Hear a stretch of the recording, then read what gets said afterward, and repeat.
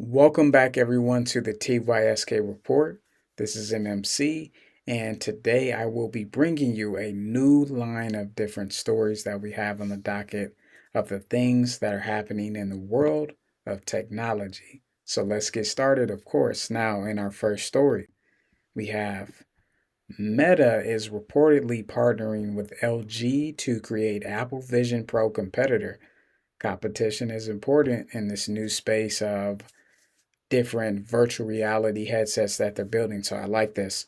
Now, with Meta has headsets, one with a low cost Quest model that will be priced at less than $200 coming in 2024, and a high price model in a joint venture with LG in 2025, which is supposedly set to take on Apple Vision Pro. Now, the report maintains the name of Meta LG headset will be the Meta Quest 4 Pro, and mass production of the so-called Quest 4 Pro is allegedly being handled by LG Electronics and LG Display, with LG Innotek and LG Energy Solution supplying parts. Provided that the report is true, it seems some very distinct battle lines are being drawn. Samsung announced earlier this year that it was working with Qualcomm and Google to develop an Android powered XR device, which may also be positioned to compete against Apple and Meta. So I do actually like this because you have all these different companies also innovating in other industries, but they're also focused on competing against one another and building these different headsets will people be able to try out. But the one thing I do like about Meta is this headset that's coming in 2024 that will be less than $200.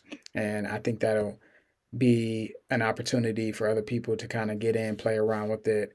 And if they haven't had the opportunity to play with any type of virtual reality headset, this will give them this ability to explore virtual reality and see what's inside of it, find other avenues to connect with people in a more virtual aspect, but also find other ways to learn more, do more, or engage more. On to our next story, we have Envisix, I believe it's Envisix, so we'll go with that. Envisix closes $100 million to advance AR heads-up display tech in cars.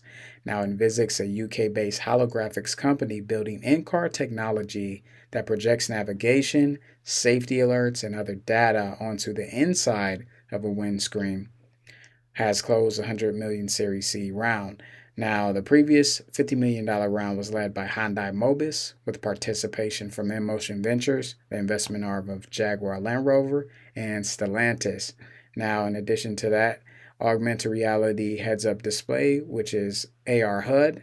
It says automakers seem to embrace AR HUDs as a means of relaying important information to the driver. Typically, navigation data and vehicle information can be seen on LED display screens, which are placed above a vehicle's center console. By engaging with those displays requires the driver to take their eyes off the road, which could be a safety hazard. So I do like that this technology is being implemented. I can see this happening and being put into different electrical vehicles as they begin to produce them more and more. I believe those will come later on down the road, but I do think this technology is going to be big in autonomous vehicles because if you're inside an autonomous vehicle, it's moving around on its own. You can kind of see what's going on the inside of that windshield, window screen, or windscreen, as they said. And as that's happening, you can kind of have a sense of comfort as you're in this vehicle that you're not manually handling yourself, but you'll be able to kind of see what's going on. And that way it'll give you a sense of relief, I could say. But then again, it could be another side to it. But I do like the tech. I think it's going to be really cool to kind of see all these different things that are going on. And you can definitely keep your eyes front and center versus having to look down a little bit all the time. So I do like this tech. Continuing into the world of transportation, we have Honda here. Honda confirms that we use Tesla's EV charging port from 2025.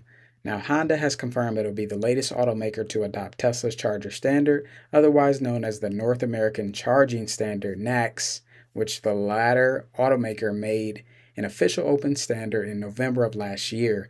Now, Honda EV models that go on sale in North America beginning in 2025 will use the NACS standard, beginning with a brand new EV model to be introduced to the market that year. Now, further, Honda says models introduced before 2025 will have CCS ports, but will also be made compatible with NACS system via an adapter. Honda is already engaged in a joint venture with other automakers, including BMW, GM, Kia, Hyundai, Mercedes-Benz, and Stellantis, to build out a high voltage charging network across North America, but notes that adoption of NACS will mean its customers can use Tesla superchargers in the future too. I do like this a lot because this means that all the companies are coming on board. They're working towards building out more infrastructure for people to charge their electric vehicles, and as they begin to produce more of them, it's going to be needed. But I also think this is a great play for Tesla because everybody's coming on board to Tesla, even though they're building out these different charging networks. You'll still be able to go to that Tesla um, charging station and be able to charge your electric vehicle versus only having to have a Tesla and being able to do that. So this will be good for the advancement of electric vehicles here in the United States. So we'll see what happens as we continue down this road of EV adoption, I should say. Now, continuing with Tesla, we have Tesla will install up to 20,000 versatile EV chargers at Hilton locations. Tesla is installing a slew of universal destination chargers at Hilton hotels and properties starting in early 2024 that will work with an EV without an adapter. Now, these chargers are slated for installation at 2,000 locations in the US, Canada, and Mexico. So, this is another play for Tesla, continuing to build out that infrastructure for charging EV vehicles. Of course, since we're seeing all these different stories and I'm bringing them to you, you can kind of tell, you can kind of see the writing on the wall. This is going to be built out even more and more. And again, as I previously stated in a previous video, I do hope that there is something going on in the background where they're building out the way to handle all this electricity to where it can kind of seamlessly move around versus having to stall or if it breaks down and people won't be able to drive and things like that. You definitely don't want that for a future where they want to have more electric vehicles out on the road. So, again, this is another great step in a great direction for electric vehicle adoption. But there's always in the back of my mind, like what's going on with like the grid or how we're going to power all this. They're building out the stations and the infrastructure. That's great.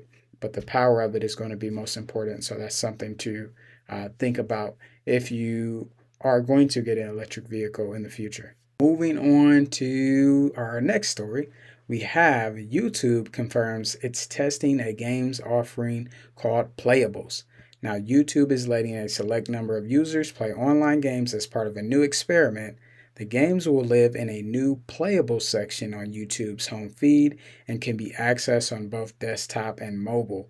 Now, this confirms a previous report by the Wall Street Journal, which wrote that Playables would feature titles such as Stack Bounce, an arcade-style game where players bounce a 3D ball to break through layers of rotating bricks. So this is another thing that I really like because I actually tested out the Stack Bounce game and it seems that it can be an addicting game because of the sounds and the different things that are happening as you're playing this game.